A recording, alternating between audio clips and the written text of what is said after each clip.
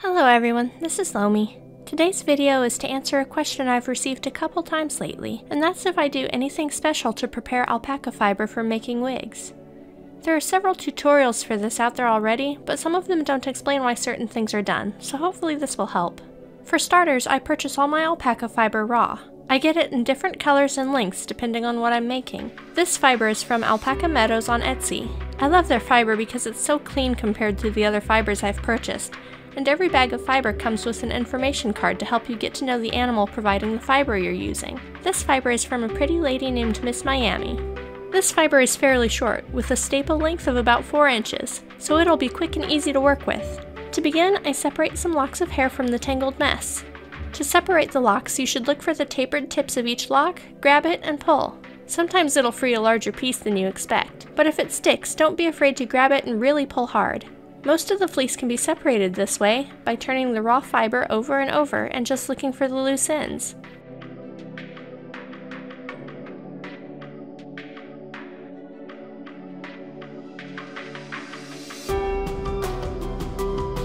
There are 2 common types of alpaca fiber, which come from different breeds. Wakaya alpacas are fluffy and have frizzy, crimpy hair, and Surrey alpacas have long, smooth, flowing locks. For most doll wigs, you'll want Surrey alpaca.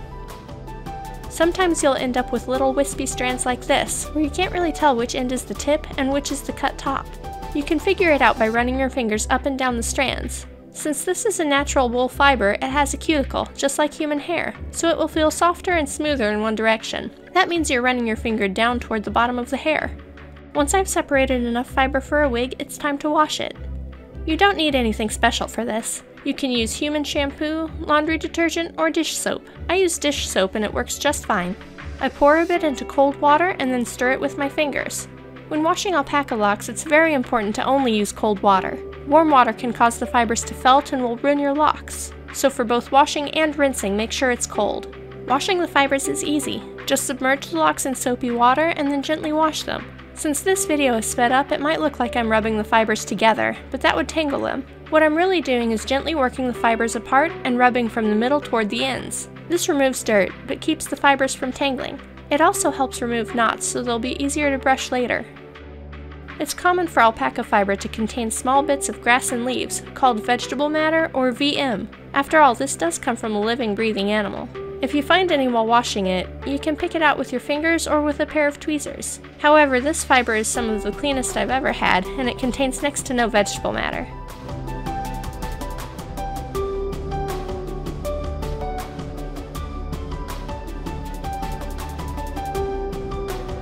Once it's as clean as I can get it on the first pass, I put the locks in a second container of clean cold water to soak. I'll wash them with dish soap again a second time, after they've had a little while to sit.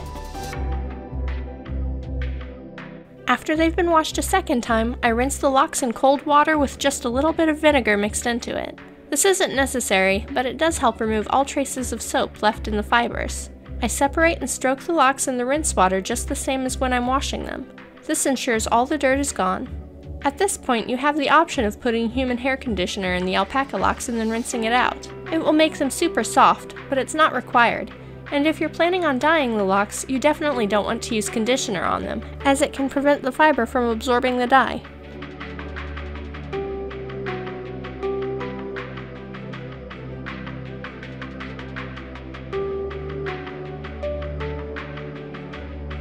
Once my locks are rinsed, I lay them out on an old towel to dry. But I'm not quite done. I want these locks to stay straight. Without treatment, they'll sometimes return to a frizzy or wavy state, so I use human hair products like this Bed Head Straighten Out cream to help prepare them for styling. This cream goes in while the locks are still damp, so I rub it into the wet fibers, then let them dry. After they're completely dry, it's time to brush them out. You can use a comb for this, but I always use a Wet Brush Pro hairbrush. It's much more gentle on the fiber than a comb, and I found it's not only easier to brush the locks out with this, but it also reduces how much waste fiber I end up with. I brush the top inch or so of the locks first, then holding it firmly, brush down the rest of the length. This lock isn't aligned well, so I lose a lot of fiber before I stop to make sure the cut ends are all lined up evenly.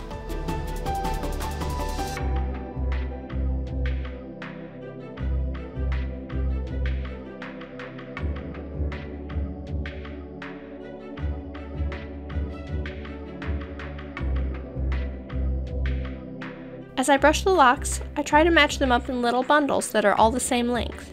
There's often variance of an inch or so in the length of the locks you receive.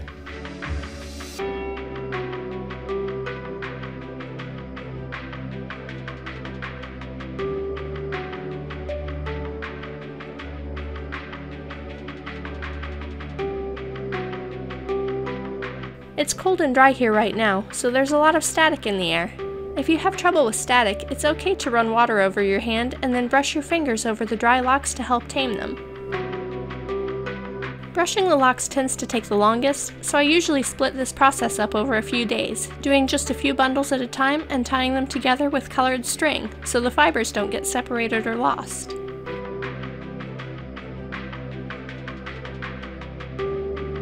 Once your locks are cleaned and brushed, you have the option of straightening them with a flat iron, a large barreled curling iron, or even a regular clothes iron, so long as you cover the locks with a pressing cloth to protect them first. If you like the natural curly or wavy look of the locks, you can leave them that way for a wig with a lot of character.